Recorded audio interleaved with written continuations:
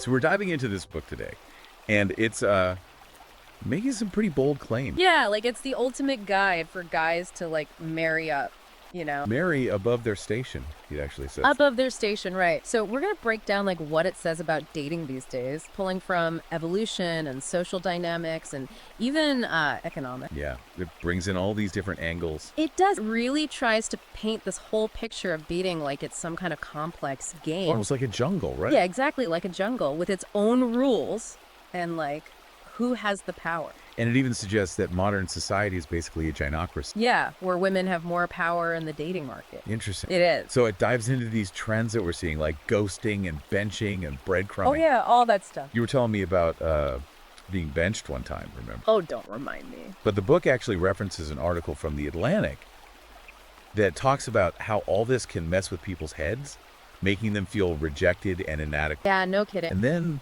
it brings in some research from BMC Psychology, suggesting that the whole swiping culture on dating apps might be making it harder to really connect with people. Yeah, because you're just like focusing on looks. Right. Prioritizing looks over personality. Exactly. Now, there's this whole section on pornography. Oh, okay. And it cites a Kinsey Institute survey that found that a pretty high percentage of both men and women watch porn regularly. Interesting. The book kind of suggests that this could be feeding into unrealistic expectations and maybe even leading to dysfunction in relationships.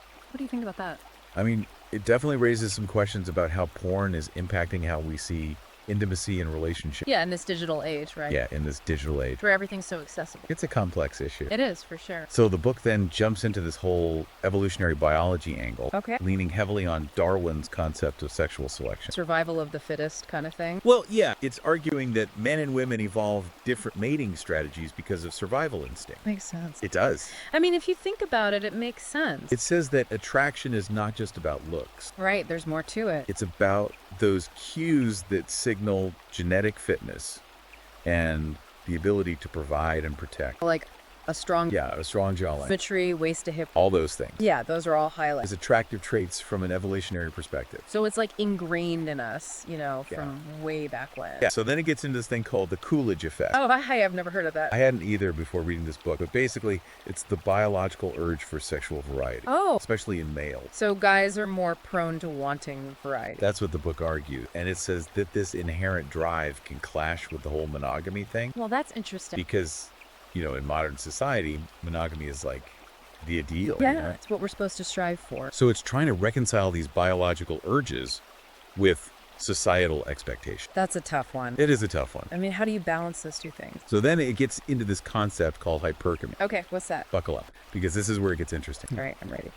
It claims that women are wired to seek out partners of higher social status. Higher social status. Yeah, whether that's for resources or protection or just social standing. So it's saying women are naturally attracted to men who are like more successful or powerful. Basically, yeah. And it even uses this economic analogy, comparing dating to a marketplace, Oh, okay. where high value men are in high demand but in short supply. Like a rare commodity. Exactly. So according to the book, men need to understand this dynamic of hypergamy if they want to succeed in the dating game. So, I mean, if that's how it works, you got to know the rules of the game, right? Right. And it argues that by recognizing and adapting to this inherent female behavior, men can increase their chances of finding a partner. So it's not about fighting against it, it's about understanding it. Yeah, that's the idea. Interesting. And it goes on to say that this preference for higher status men is actually rooted in our evolutionary past.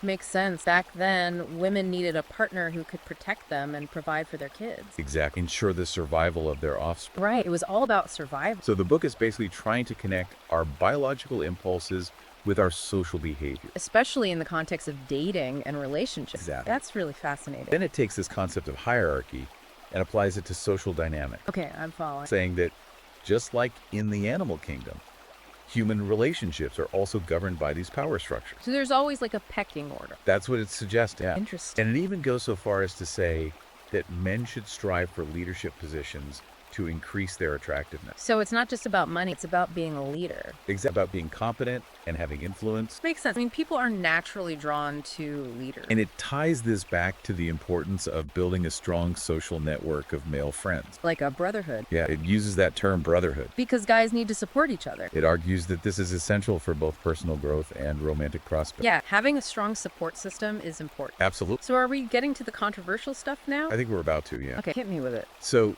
the book straight up criticizes the push for gender equality. Whoa. Okay. It argues that it's led to a lack of respect for men's strengths and the unique challenges they face. Interesting. So it's pushing back against that narrative? It is. And it even goes on to say that men are stuck in this double bind where they're expected to be the traditional provider, but also emotionally available. And that's a tough balance. It argues that it is, yeah. I can see how that would be difficult. And then it critiques the feminist narrative. Okay, how so? It suggests that it's created a division between the sexes and painted men as predators, making it harder to form meaningful connections.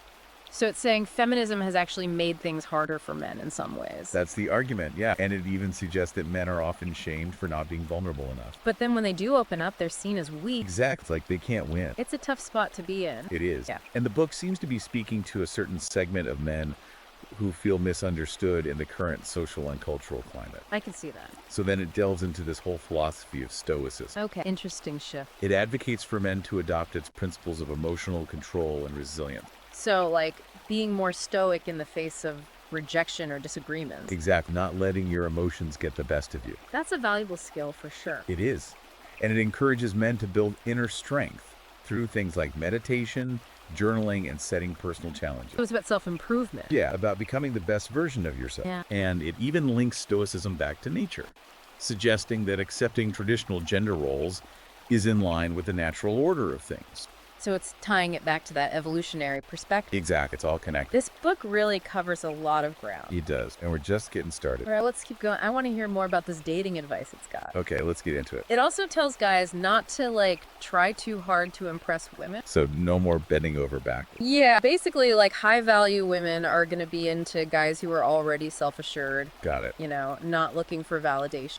So how should men talk to women, according to this book? Well, it says you got to master both, like, what you say and how you say it. Okay, so body language and all that. Like, exactly, like strong eye contact. Mirroring. Yeah, mirroring her body language, even like casual touches to see how comfortable she is. So reading those subtle signals. Yeah, it's all about those subtle signals. Got it. But it also says being a good listener is super important. Okay, that makes sense. Like asking those open-ended questions, you know? Sharing interesting stories, remembering little details about her. To make her feel seen, heard. Exactly. Seen, appreciated. What about being upfront about your intentions? Oh, yeah. No more beating around the bush. The book is all about honesty and directness. Even when you're telling her you're interested. Especially then, it says that's like the best way to avoid misunderstandings.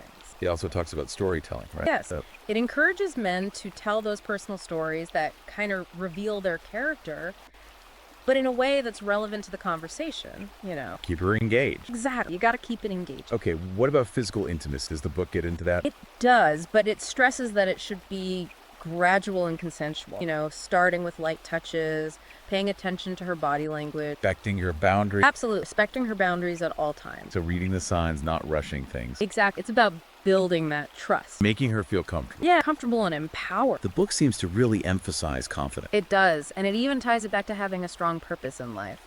So it's not just about swagger. It's about knowing who you are, what you want. Yeah, pursuing your goals with passion, that kind of thing. And high-value women are drawn to that. They are. The book says they can spot a guy with purpose a mile away. So how do you cultivate that kind of confidence, according to the book? It's about personal development on all levels. Fitness is a big one. So hitting the gym is about more than just looking good. Yeah, it's about feeling good, about having discipline. It shows you care about yourself. Signals good genes too, right? That's what it says. And it talks about the benefits of exercise, how it improves your mood, reduces stress. Makes you more adventurous even. Yeah, open to new experiences. Exactly. And it also suggests joining fitness groups. Not just for the workout buddy, No, for the social aspect too, building that network. which ties back to that whole brotherhood thing. Yeah, surrounding yourself with like-minded people. Okay, so the book doesn't just focus on dating. It gets into marriage too. It does, and it gets pretty real about it. Yeah, it's not all hearts and flowers. No, it emphasizes that marriage is a legal agreement. With serious implications. Exactly, like you gotta be prepared. It even suggests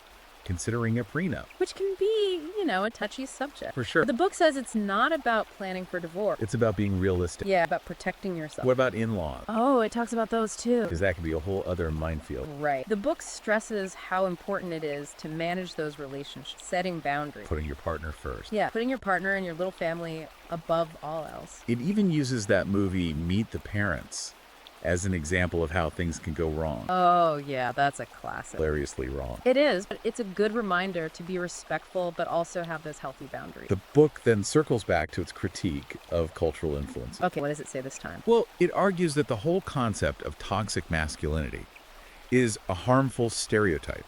That unfairly shames men. Exact. And it criticizes the pressure on men to be vulnerable. Because it can be seen as weakness. Yeah, it's like they're damned if they do, damned if they don't. It's a tough spot to be in, for sure. So let's move on to kids. Okay, what's the book's take on that? It acknowledges that having kids has a massive impact. On careers, lifestyle, your whole relationship. Everything changes. Yeah, it encourages couples to really talk about whether they want kids. And to be honest about their expectations. Yeah, because it's a huge decision. And it even acknowledges the growing trend of couples choosing to be child-free. It does. That's cool. Yeah, it presents it as a valid choice. Because it is. It's your life. And it emphasizes the importance of finding a partner who's on the same page. Absolutely. You got to be aligned on that. The book also talks about deal breakers. Those non-negotiables. Exactly, the things you just can't compromise on. It says you should figure those out early on. To avoid resentment later. Yeah, no one wants to be stuck in a relationship where their needs aren't being met. And then there's money, another big one. Always a big one. The book stresses financial stability and open communication about finances. So no more secrets about spending. It advocates for setting financial goals together, creating a budget. Being transparent. Exactly. It even suggests having regular money dates. Money dates. Yeah, to talk about finance. That's a good idea. I like that. It can prevent a lot of argument. For sure.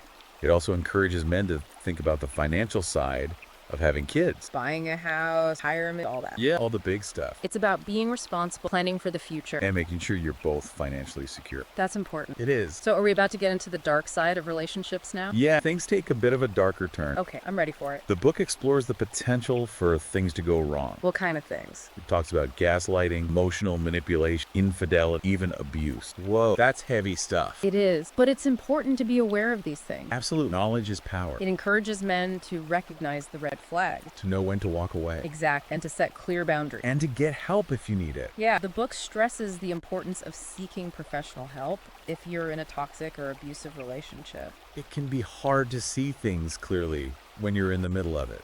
It's true. And the book even talks about the psychological impact of these negative experiences. So it's not just about the physical stuff, it's about the emotional damage too. Right. It's a reminder that relationships can be amazing, but they can also be really challenging. And that seeking support is a sign of strength, not weakness. Exactly. So it's interesting how the book goes from all that to talking about technology. Yeah, it's like it brings us back to the modern world. It acknowledges that technology has completely changed dating, for better or worse. Yeah, there are definitely two sides to that coin. For sure. It talks about dating apps. Which, they're convenient. Super convenient. But the book points out how they can lead to these really superficial connections. And a focus on instant gratification. Yeah, the Tinder effect, it calls it. I've heard that term before. It's like you're just swiping through people based on looks. Right, and it can make it harder to form those deeper connections. Kind we really crave, yeah. It also warns about the dangers of online dating, like catfishing and scams. Yeah, and even cyber stalking. It can get pretty scary. It can. Gotta be careful out there. Then it gets into the whole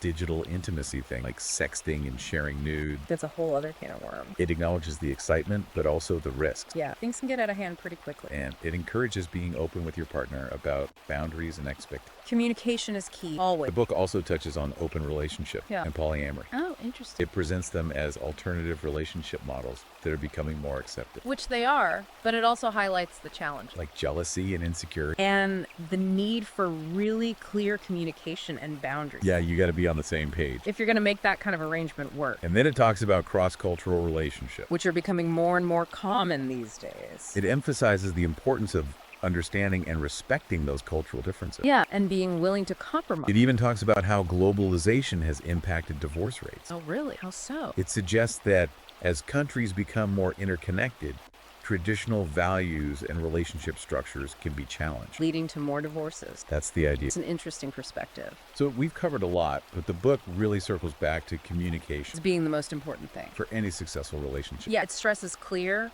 honest communication, using I statements, Yeah. listening to each other, And avoiding those negative communication patterns. like blaming and criticizing. Yeah, or shutting down emotion, It's about creating that safe space for open dialogue. where both partners feel heard and respected, And it emphasizes the importance of understanding your partner's communication style. because we don't all express ourselves in the same way. Right. And it encourages men to pay attention to nonverbal cues, too. Because actions speak louder than words sometimes. Exactly. Then there's this whole section on emotional intelligence. Okay, that's a big one. The book sees it as crucial for a healthy relationship. It's not just about understanding your own emotions, right? No, it's about recognizing and responding to your partner's feelings with empathy. So being able to put yourself in their shoes. Exactly. And it encourages men to develop this skill by practicing active listening, Validating their partner's emotion. being aware of their own emotional triggers. Good stuff. It even gives some practical tips, like using phrases like, I see you're upset, Even if you don't agree with them, it's about acknowledging their feelings, validating their experience. which can build trust and intimacy. Then the book gets into this really cool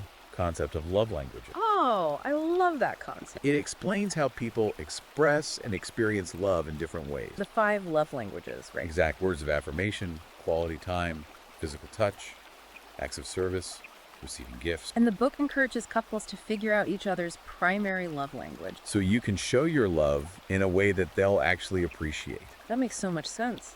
It also stresses the importance of physical intimacy Making it a regular part of your lives. and being open about your needs and desires. That's so important. The book acknowledges that every relationship is going to face challenges. It's inevitable. It talks about the importance of resilience. Bouncing back from those tough times. It encourages couples to see challenges as opportunities for growth, And to develop healthy ways of resolving conflict. like staying calm, listening to each other, finding a compromise. It's about working together as a team. And it recommends seeking professional help if you're struggling. Sometimes you need that outside perspective So there you have it. We've unpacked a lot of this book's advice. on dating, relationships, personal growth, It definitely presents a unique perspective, sometimes controversial. but I think it offers some good food for thought. Definitely. It makes you think. What resonated with you? What challenged your beliefs? I think that's the value of a deep dive like this, exploring different ideas. Even if they push us out of our comfort zone. If you're interested in learning more, you can find the book on Amazon Kindle and Google. Until next time, keep diving deep.